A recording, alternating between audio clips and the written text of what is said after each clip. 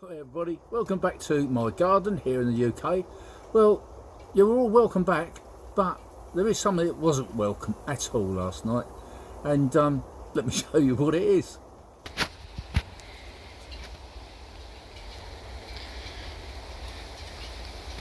Well, it was this over here. I woke up in this morning and as usual I started to go for a little walk around my garden, and then I come across this sort of quite a bit of damage here, I suppose. That's the main part, is that right where I've started to grow some new grass. You can see that's new grass over there, and there's a great big hole. It's Mr. Badger's been having some fun.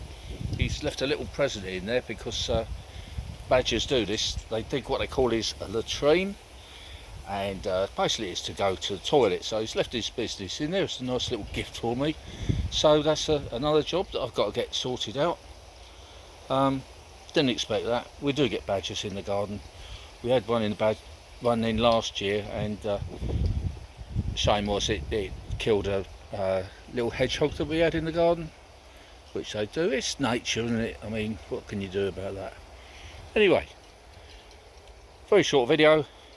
Thought you may or may not be interested. Don't forget, please subscribe to my channel if you haven't already done so.